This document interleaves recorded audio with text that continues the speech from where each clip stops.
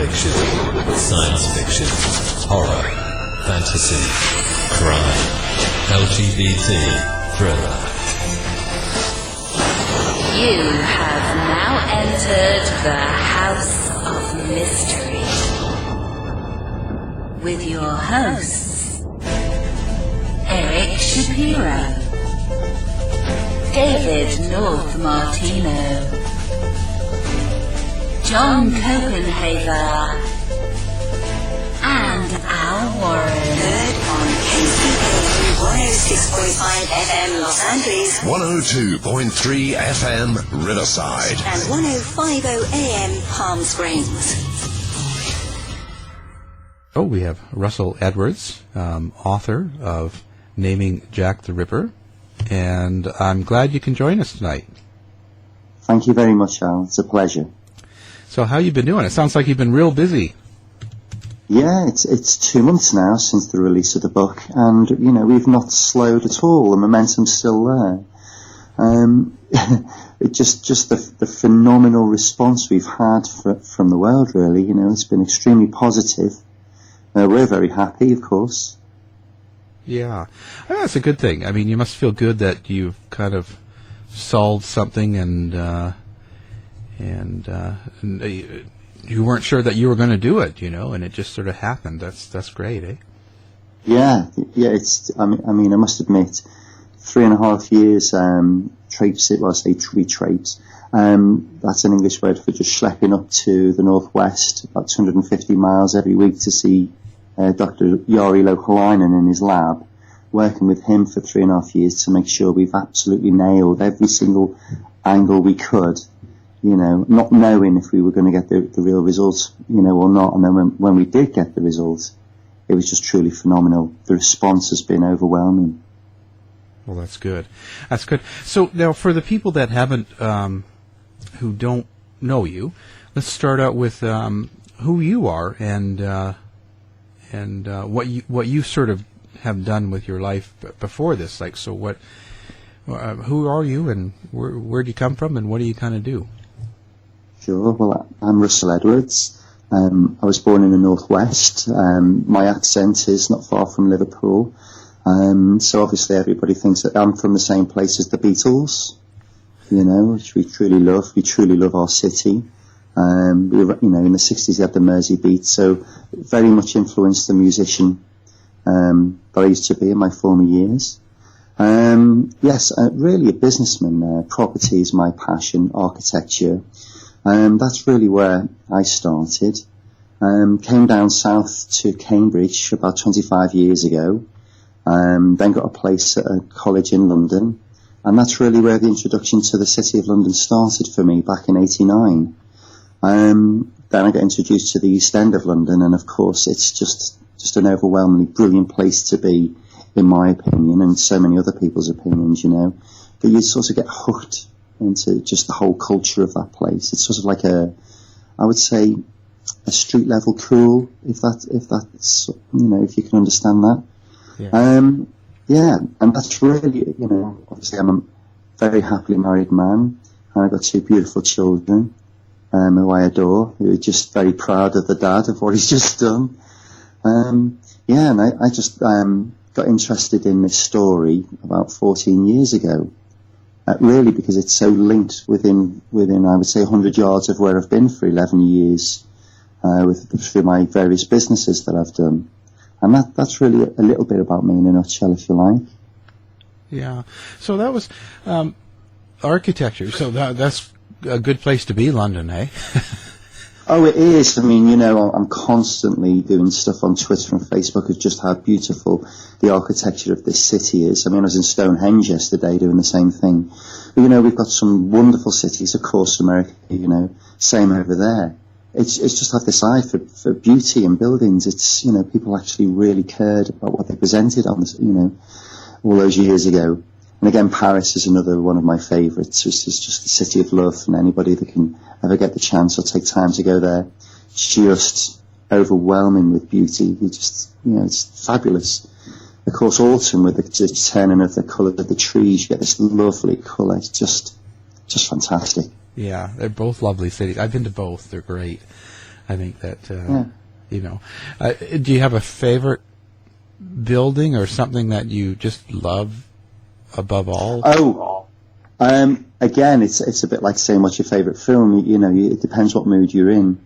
I've just been at Bank today taking photos of the stock exchange and all the different architecture that's loomed over now by the new buildings, all these glass skyscrapers that seem to be just sprouting up in the city. Of course, you've got Big Ben, which whenever anybody sees Big Ben in real life, the first thing they say is actually quite little. Yeah. But it's just everything really. There's just too many splendid places to sort of name one, Yeah, I know, it's amazing. Yeah. So now let's start with what brought you into Jack the Ripper? Yeah, well, as I said, I came down to London really at the autumn of 1989. I was going to say. Yeah, I'll tell you what, I do feel it today, I tell you. And really, it was going down the bagel shops, which is like this 24-hour bagel bake at the north end of Brick Lane, which is in the East End. Again, just passionately fell in love with the area, with all the colours, the smells of the curry houses. And that sort of was like a spiritual home for me. And I used to take, when we did set up our businesses, we used to take all our corporate clients down there because it's so colourful, with all the bright lights and just the different cultures down there. And then I watched this film From Hell with Johnny Depp. Obviously so many tremendous actors were in that film, but most people identify with Johnny Depp. And then I wondered where did he kill all these people? Was it a myth? Is he like Dracula and Frankenstein? And then lo and behold, I realised, no, there was a serial killer. He did murder these women, and these were real people. And I realised, at that point, I realised, this is a true unsolved mystery. And that's really where it started, Yeah. So now how long did it take you to get through? Like, it seems like it took you a number of years to get this book together. Yeah, absolutely, yeah. We go back, the love of the East End for me is now 25 years. I've been interested in this story. For the first 6 years, it wasn't like a morbid obsession at all. I just like a passing interest and just thought I'd have a little go, see if any, play Hunt the Ripper like so many people do and have done over, over 126 years. And then when I managed to buy this shawl, which I'm sure we'll come on to, that's really when the true story started. So in answer to your question, it's been about 14 and a half years now. Wow. That's a lot of time. Oh, yeah. So now you started researching. What was the first thing that you were doing? Like, you were going to the areas, you were searching out, and how? So let's tell people about what was it like back then. So the crime scene itself back then, police, how did they handle a crime scene? Okay, so if we go back to Victorian London, if you can imagine, we're going back to 1888. There was no sophistication like there is in modern day police work. So a murder victim would be discovered. She'd be taken to the mortuary. Invariably, all the evidence would be destroyed and burnt because, of course, there was no DNA, no forensics, fingerprint testing in very, very early days. So really, the crime scenes were washed down with buckets of water and everyone got on with their daily life. And back then, unless you got an identification or a confession, you were never going to get a conviction. Wow. So it made it quite a bit tougher. Yeah. So how many murders were, for the people that don't know, which is probably hard to believe, but I guess there are, how many murders did Jack the Ripper get associated with? Yeah, well, over a 2-year period at that time, there were 11 murders, 5 of which were attributed to the myth of Jack the Ripper because of the MO, the way he actually conducted the murders. Yeah. So now, who were these people that were murdered? Were they average citizens? Were they workers? Or what were they? Well, these poor ladies were, lots of people just call them prostitutes, but really they're called unfortunates. And these are women that had fallen from grace, if you like, that had regular lives. Something happened to them at some point in their lives.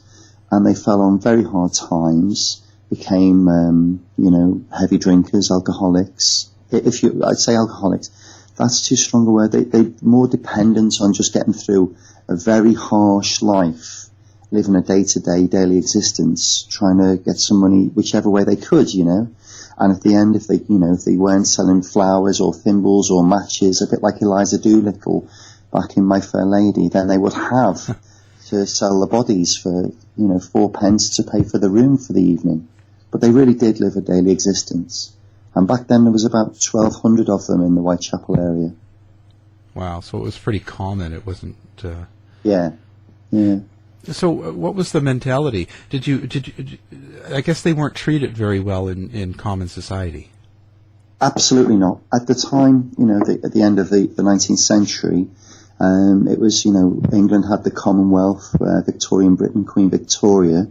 They say Britain ruled the waves. And there was one little part of London where really it was the vice den, if you like, which was Whitechapel, very violent.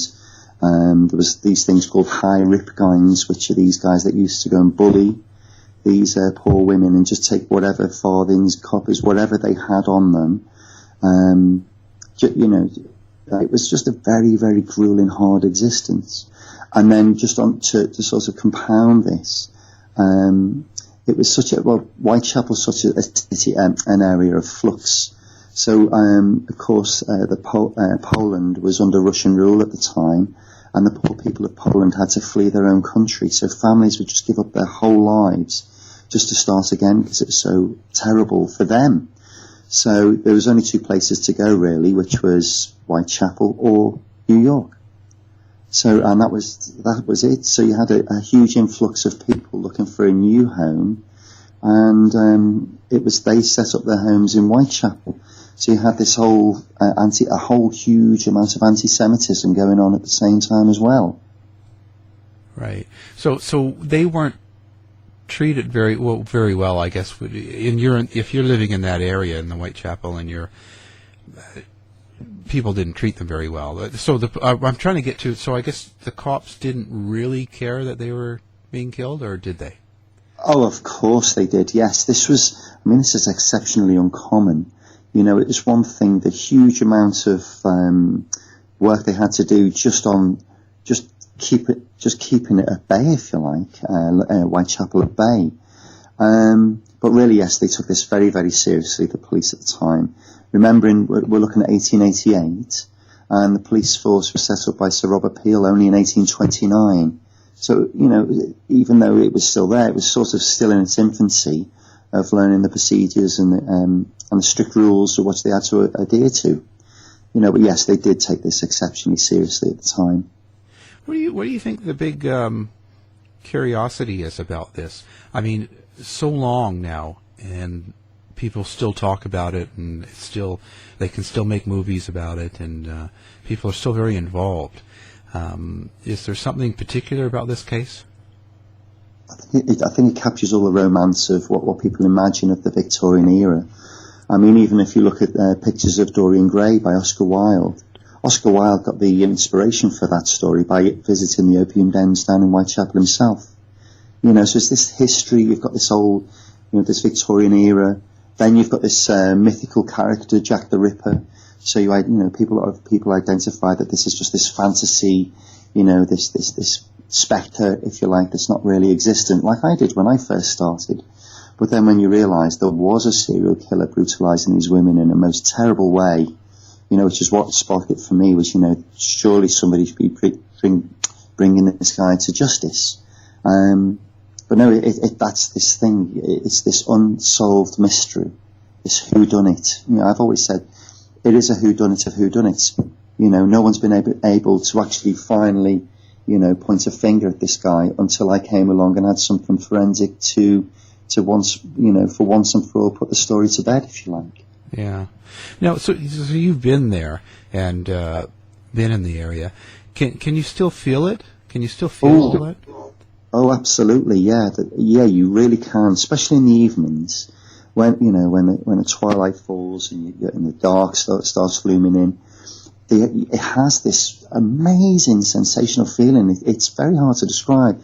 But what I can tell you, there's only about 4 streets left with these amazing Georgian buildings that were built about 1729, and you have this chill. Even in the summer, there's this chill when you walk around it with the old street lights. Very amazing place to be, you know. But yeah, there is something there, yeah. So, I mean, we'll just go off a little. Do you believe in the afterlife or ghost, or do you think any of that's existing there? I don't know if it's there. I mean, you know, I'm very open to more than what we know. Let's just put that way. Yeah, I went to visit a place called Borley Rectory only last week, which is meant to be the most haunted house in Britain.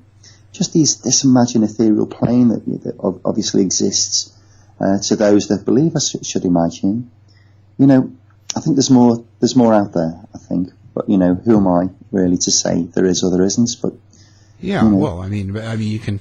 It's what we feel. I mean, that's what it is. Yeah. I think. So, do you think there's some residual effect there? Do you feel the terror or feel the? Well, not the terror so much. I mean, again, if you ever visit these lovely churches in and around the area, it has again that spiritual feeling, and because it sort of encapsulates generations of hundreds and thousands of years of people going to share their praying, and it just has this spirit. And Whitechapel does have this spirit, this buzz, this draw, if you like, to people that come and visit it without actually realising. And once they get there, most people walk away thinking, wow, yeah, I've seen and experienced Whitechapel. Okay, so now let's get into the actual killings. So, do you think that all the killings were done by the same person then? Of the 5, yes. I do. Very I mean, you know, again, they're called the canonical 5. The MO, the way he murdered them is the same. And far better ripperologist than I. You know, it's very clear that these are very vicious. They escalated with violence.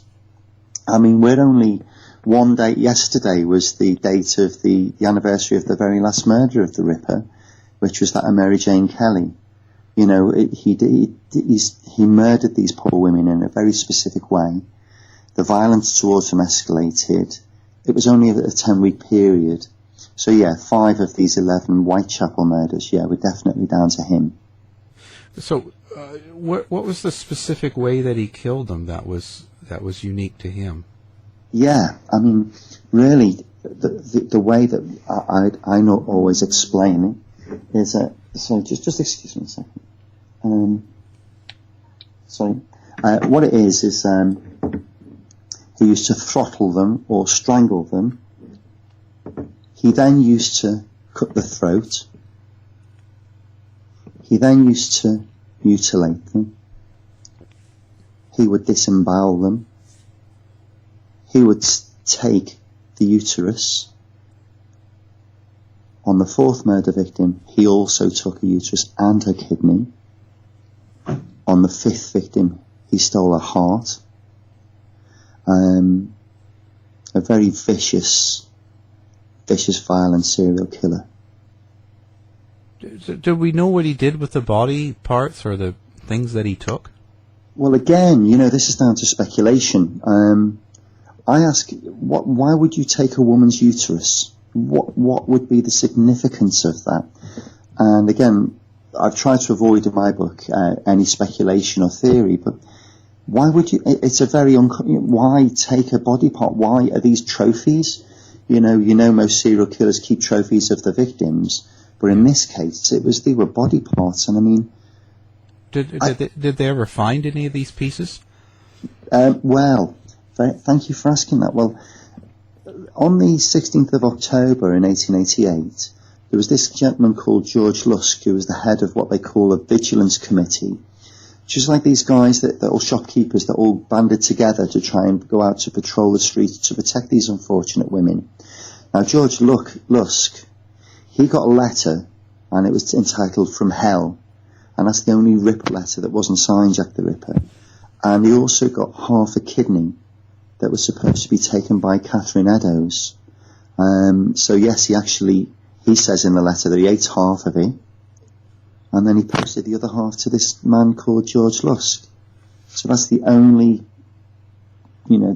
body part from the Ripper himself that was ever presented back to the world, really.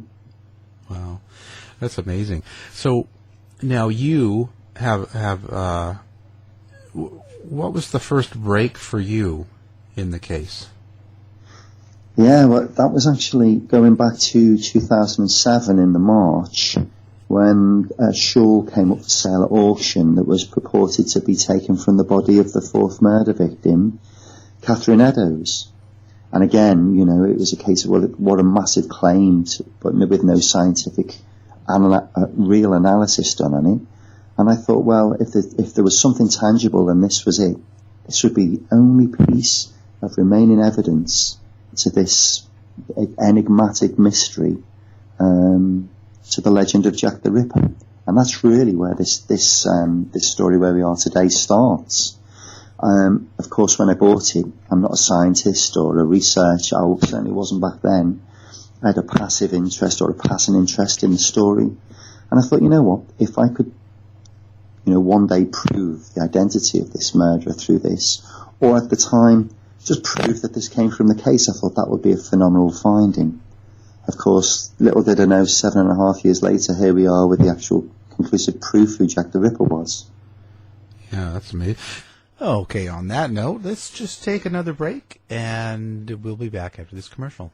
So now you went and you got this shawl, and how did you start, how did you process the evidence? Who did you take it to get it, Yeah. analyzed? Well, to be honest, everybody thinks with things like CSI, you can just take a piece of evidence and prove it in minutes. It doesn't work like that. No. I didn't know where to start it. Remembering that it's old DNA, so it's not fresh, so I needed to find an ancient DNA specialist. I then got told I can find a descendant down the female line of one of these murder victims to match. It's one thing getting DNA off the shawl, but then another thing to actually match it with anybody. And all of these things back then were very, very huge things for someone like me to do. And it took me nearly over 3.5 years to find the right guy who was prepared to cooperate with me to basically undergo this voyage that I've been on. I think one of the most, for me, the day, or one of the days for me, was when I took it to him in his lab, let him scientifically work on it for the day, and he came back to me and said, look, all of this here, all these spots on this shore, which you can see with the naked eye, is arterial blood spatter in the form of slashing. So someone's had their throat cut, and the arterial spray from that is all over this shawl, and this is where it all is. And this clot that's on the shawl, that looks like it's from a body, it's a body part. There's other bodily fluids on there, and I was like, wow, this could be it. And that's really when I got hooked. So what did you do next? So how could you tie that to the murder? Exactly. So the thing is, it was if this had come from the fourth murder scene of the Ripper, it had to be placed there. And the only way to do that, to see if the blood matched the descendants of Catherine Eddowes. So then I had to find a great-great-great-granddaughter who had come from down the female line. So that means Catherine Eddowes' daughter had to, have a daughter, had to have a daughter, had to have a daughter. And that's the only way you could get a match. And that was really daunting. That took me a couple of years to find that. And again, not just that, I had to talk to this lady, her name's Karen Miller, who's been extremely supportive and exceptionally generous to me. And she gave me a DNA sample. And after a year's worth of intensive analysis, Dr. Yuri Lokolainen, in the techniques that he used, managed to get that match. Now, of course, we had to avoid contamination issues, so it wasn't a surface sample. It was actually taken from the weave in the fabric because the blood had embedded in there. And then again, thinking it was Catherine Eddowes' shawl and not anybody else's, we then had to date the shawl. And to date the shawl to make sure that it was in existence before or at the time of the murders, again, was a huge, massive piece of work. So I went to the experts, what we call in England the V&A Museum, Victoria and Albert Museum, the specialists there, Sotheby's and Christie's, who have specialists in their own rights. I went to a place called the Huguenot Society, and they represent the French silk weavers that used to live in Spitalfields and Whitechapel before the murders, back in the 17th century and the 18th century. All of these people helped me along my way, and then a silk expert in Switzerland. So I really did embark on this massive odyssey, if you like, to get to the answer of this. And then all these guys, they did predate it, more or less 1815 to 1835. We then took it to a scientist who used mass spectrometry, who then identified the dye to come from northern Russia. And the 5 experts, they said, well, actually, you know what, it's not British. Then all of a sudden I realised he took it with him. The murderer took it with him to the murder site. It wasn't Catherine Eddowes' shawl at all. So then that really raised the bar, because then whatever bodily fluids we could find on there that weren't Catherine Eddowes could have come from the murderer. So then we were gripped, and we found semen on the shore, and then that was the massive thing for us, because what we've got now, we know that the murderer took this for a specific reason on that night, when he murdered 2 women inside 45 minutes. He left his own bodily fluids on there, and there's this big sort of spine-chilling revelation that if we could match that with a descendant, then we've got the identity of Jack the Ripper. And that was where we were about a year ago.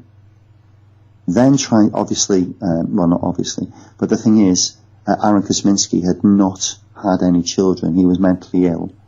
So we had to get the DNA from his sister and find again, down the female line, a descendant who would cooperate and give us a DNA sample, which she did, thankfully, and then underwent, I think it was about a 10-month, really, really intensive set of scientific analysis, all through the genius of Dr. Yuri Lokolainen. And then in February, sort of, you can imagine that tense, nail-biting set of months where you don't get any sleep. And then one night he said, we've got a match.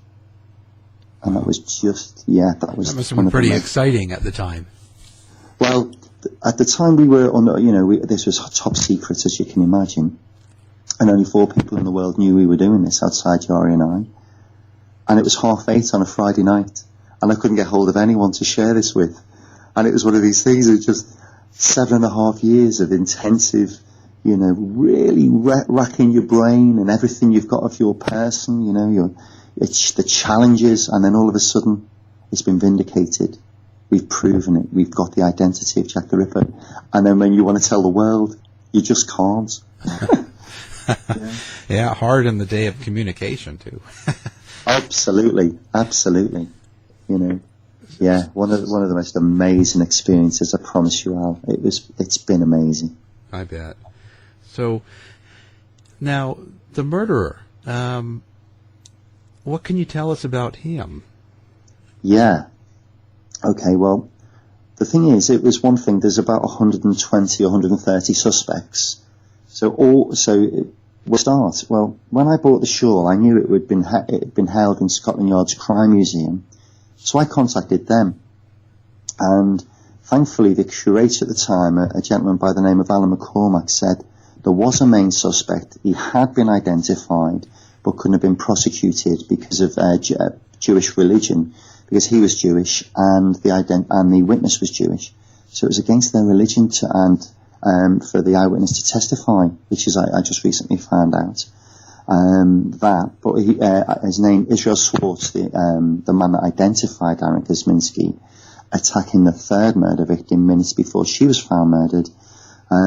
Scotland Yard, they told me that because of that they couldn't arrest him, so they always had their main suspect, and Kuzminski was named by the head of the investigation not long after the murders. So I had my main man, the suspect, the person to follow. So Aaron Kuzminski was a Polish Jewish immigrant that came over with his family in 1881. So he'd had 7 years to learn the area. He was 23 at the time of the murders. He was incarcerated in Coney Hatch Asylum in February 1891. He stayed there for a few years and then was moved to Leavesden Asylum and died aged 54 in 1919. Wow. So how did you tie him to the shawl? Well, thank you for asking. This is it, you see. Yuri, in his, let me just say, scientific exploration of this, a garment that we own, he managed to identify semen on the shore. Then we had to make sure that if there was any cells in there, because we're talking, again, fragmented DNA, we're talking ancient DNA. Yuri did tell me, you can go back 10,000 years and get DNA. So he said this, it presents a challenge, but not one that's impossible.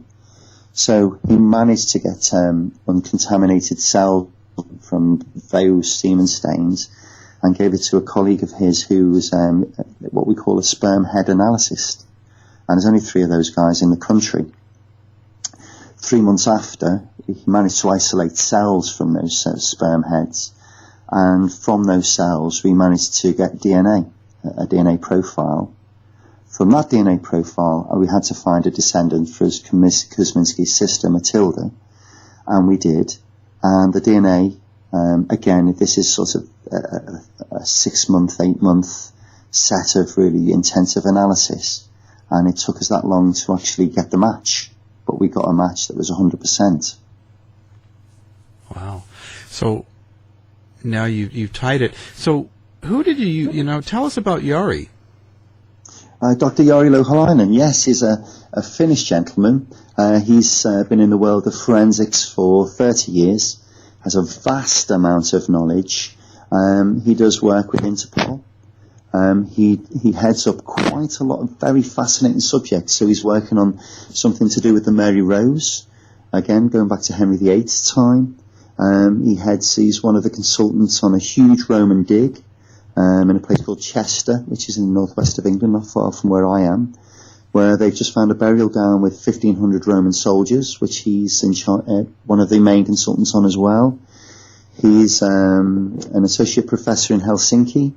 Molecular biology and forensics is his passion, his love.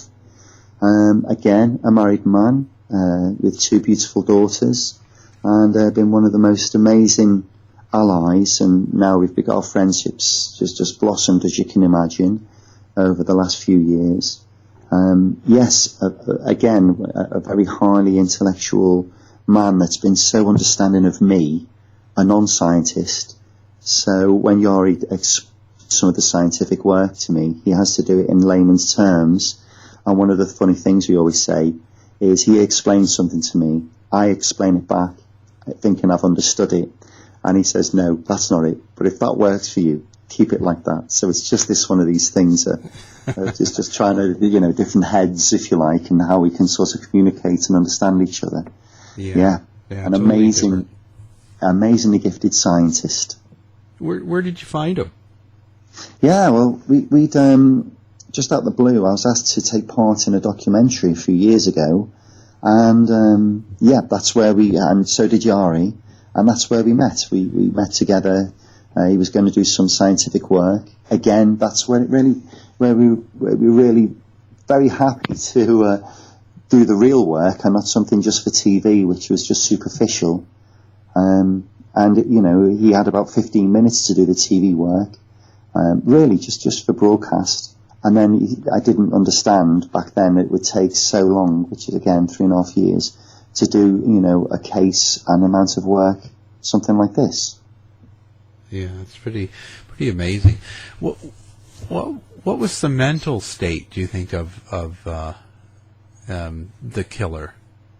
Yeah, well, when he was incarcerated in Coney Hatch Asylum, they gave him the title of mania. His profession also was barber, and we know back then in Victorian London, barber also was a surgeon. So that's the surgical knowledge, you see. But the fact of mania, there was only that schizophrenia hadn't been given a title back then. So really, we're looking at a man who was paranoid schizophrenic, who had delusionary states, who heard voices, would only eat bread from the gutter. Yeah, I would go for paranoid schizophrenia. Did you come up with a kind of a cause of why he was killing all these women? Yeah, okay. So we go back a bit further. There's a amazing work been done with on this woeful affliction of schizophrenia over the years. A gentleman by the name of R.D. Lang looked at schizophrenia in the family, and in a lot of cases they're the precursor to symptoms of schizophrenia. We look back at Kuzminski's life, and we know his father died at the age of 8. So there's lack of attachment, so there's only the mother figure. We know that his mum was 45 when she gave birth to Kuzminski. And if you look at 4 of the 5 victims, that was about the age of the victims. So this is a lot of work. There's still a lot of work to be done. But we look at sort of is there a bitter hatred of women through his mother, because he was known as a misogynist, Kuzminski, and we know that misogynist is somebody that has a bitter hatred of women. So you put all these factors into the mix, and you've got a suspect.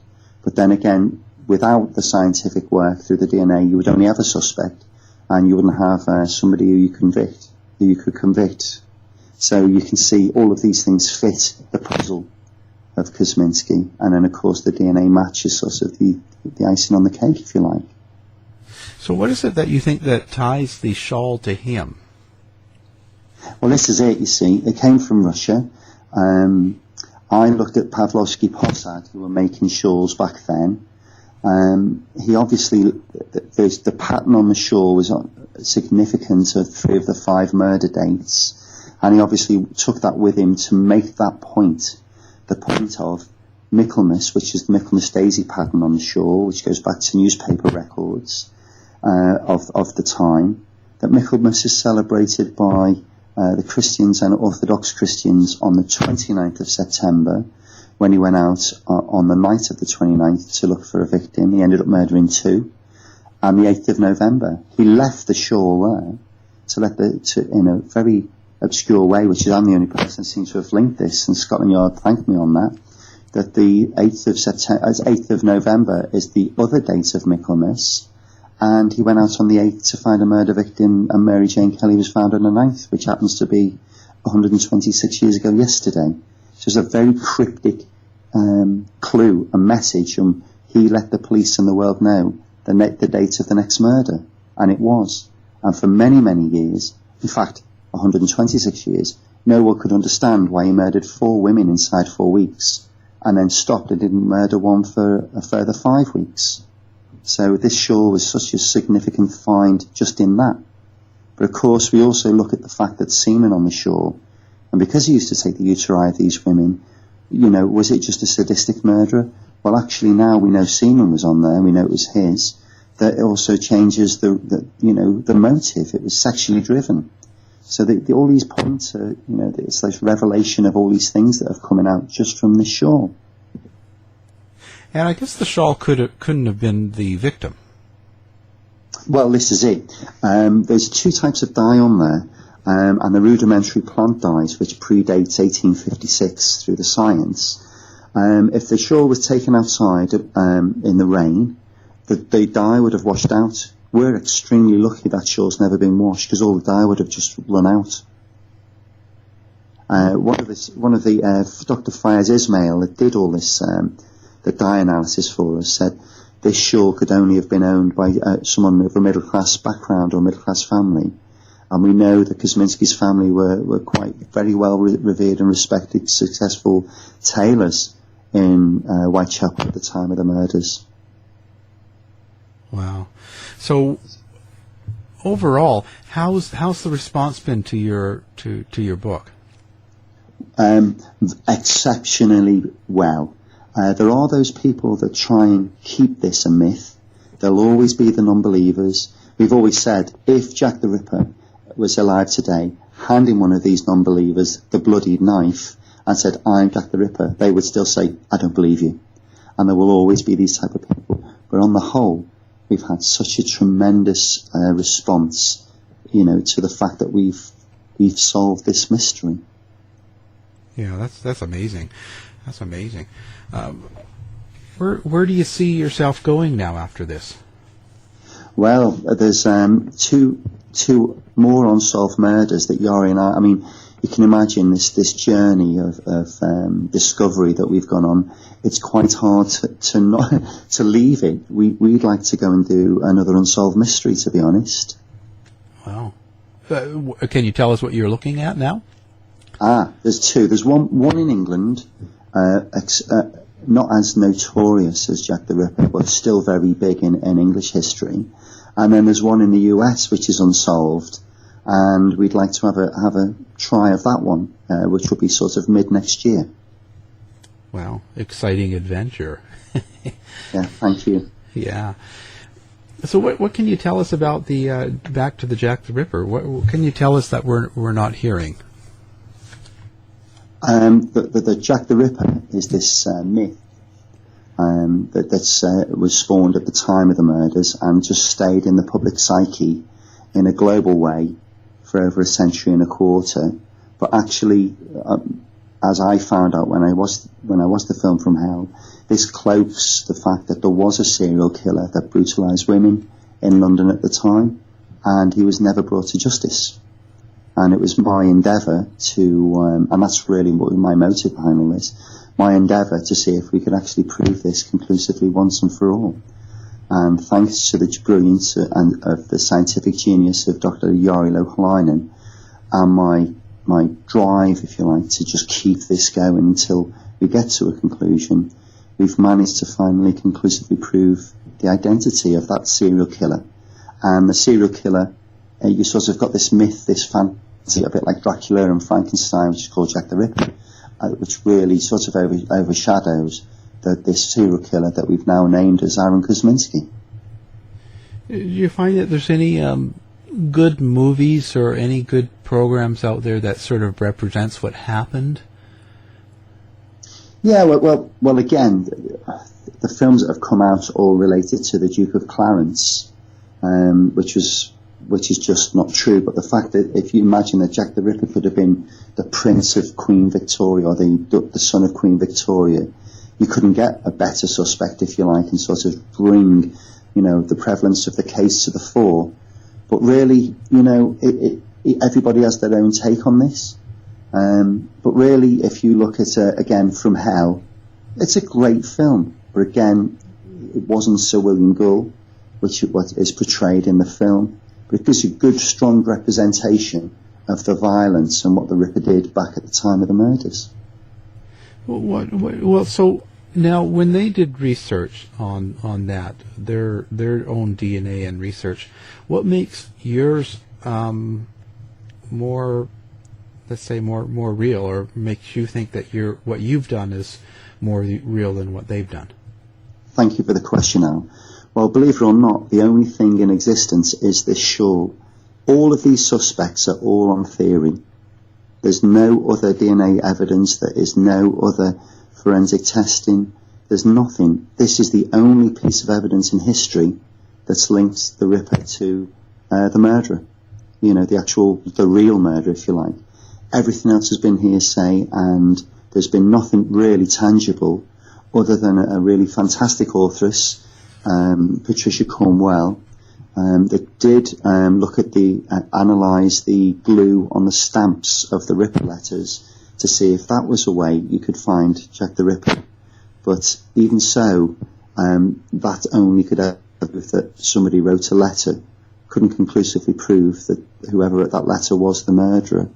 So, an amazing lady, I'm being told, and some of her books are just extremely fantastic. She was the first lady to do any forensic work, but only from stamps. And that could only really say that they wrote, the letters were written by whoever, but that's all really. What do you think that ties them to someone? Like, why would someone write the letters?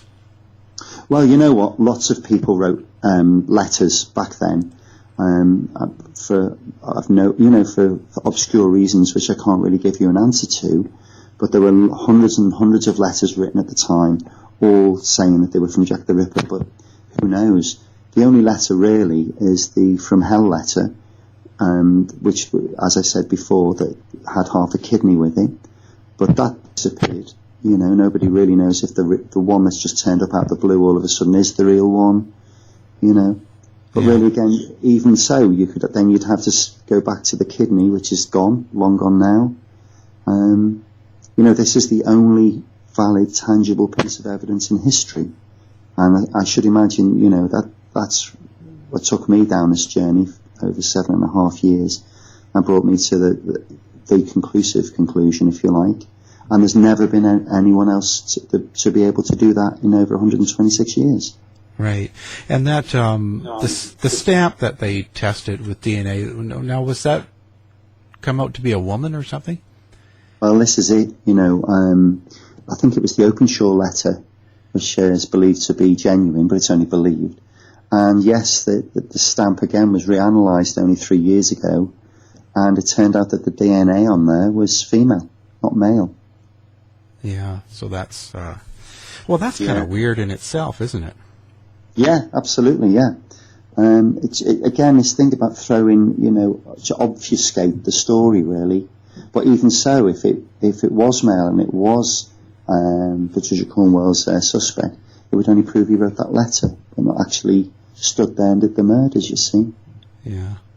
Wow. But even so, may I just say, the amount of effort to write a book, which I've only written one, to do something like this, and the conviction for all these amazing authors over the years, has still managed to breathe life into this story. Oh yeah, totally. A whole new thing. Now, I was going to say also, now in the shawl there was blood splatter and semen. Now, did it also have shapes or something? Yeah, absolutely. Yeah, there's clear evidence of split body parts, which is exceptionally hard to forge, which is what Yuri told me one January morning several years ago. Yeah, there's a clear clot. There's been a body part placed on there, and we know from the fourth murder that he did take Catherine Nadeau's kidney and her uterus. Yeah, that's weird. Now, it certainly is. You know, do you see yourself? Do you see it going any further than this now? Is there any other avenues to pursue, do you think, with Jack the Ripper? Of course there is. You know, there should be a lot more work looking into the history of Kuzminski. Mental illness is a very big topic. Why he murdered them in this specific way. I mean, they are a very specific ritualistic style of murders, which we know that's how you know that they're the same guy, and it was Kuzminski. We did, Yuri, about a year ago, we found a kidney cell amongst all those blood cells. So we want to go and analyse that because they have a certain shape. We could do eye colour. There is, but really, anyone could bring a book out now and say, but the thing is, it would only ever be supposition. Again, you do need to match the blood. You've got to have blood and semen. You've got to have evidence, and thankfully, I have. I can't see where it could go from here, really. Yeah. Now, that blood was tied to a relative of Kuzminski, right? That's right. That's absolutely right. Yeah. How was that? How did they take it? Well, the family of Kuzminski, they all obviously know who he was. A suspect in the Ripper case. I think one of a bit of closure, really. To say this is I met that person just after the story broke to explain everything. And overwhelmed. I think that's the word I could really give you. Overwhelmed. Yeah, well, it couldn't be a real thrilling thing to find out, but well, as she did say to me, she certainly didn't do the murders. Yeah, no, of course, yeah. I mean, it's no light on her. It's just absolutely, yeah. It must just feel, as you say, overwhelming. Yeah. I mean, to take it all in. One thing again, thinking or that he's just a suspect, to actually be told it was him. yeah, it's quite a big thing to take in, really. Oh, I bet. Well, this is certainly an interesting subject, and you're a pleasure to talk to. Thank you, Al. Now, how can people get a hold of you if someone wants to write you or get a hold of your book? What's the best way to do it? Okay, well, you can buy, I think the book's available online in Amazon, or in America it's with Barnes & Noble. With me personally, I've got my own Twitter, which is at RipperTorLDN, or my website's www.thejackthерipperexperience.co.uk, and you can always link to me there. Okay. I recommend highly getting the book, reading it. Very, very good read. And again, thank you very much for joining me. My pleasure. And good luck in the future. Thank you very much, Al. It's been a real honour. Thank you. To find out more about our show, guests, or to listen to past shows from our archive, please go to www.houseofmysteryradio.com.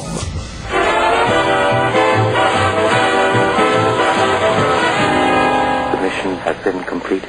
The end! By George, he's got it! It is the end! I'll see you. If you're lying to me, I'll be back. This has been a production of Something Weird Media.